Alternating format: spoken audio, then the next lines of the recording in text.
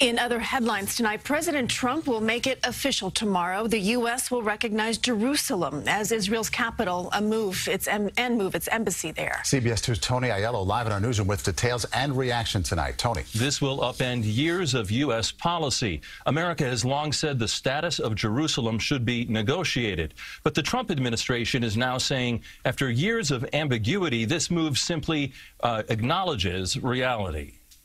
The embassy moves just 40 miles from Tel Aviv to Jerusalem, but it's years in the making, and for Palestinians, a painful provocation. When you look at a place that's on the verge of an explosion, you do not introduce a flame.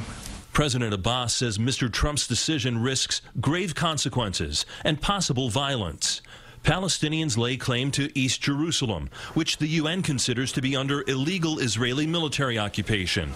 But administration sources say the move is a recognition of reality. Israel's parliament, Supreme Court, and Prime Minister are all based in Jerusalem. In 1995, the Congress overwhelmingly voted to move the embassy, but presidents have repeatedly waived enforcement.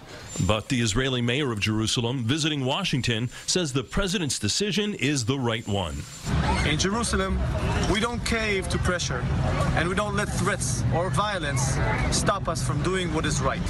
Tuesday, the State Department warned Americans in Israel to avoid Jerusalem's old city and possibly dangerous protests. In New York, a couple who spends half the year in Israel says the president is making the right move, but Rabbi Robert Golub says it's not a smart move in the absence of a larger peace treaty. The Trump administration is simply endangering Israeli Jews and Arabs who live in Jerusalem and making them exposed to the wiles of the extremists.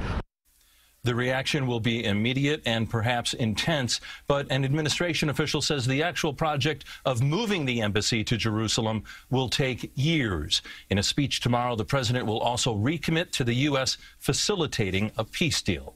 Live in the newsroom, Tony Aiello, CBS 2 News. Okay.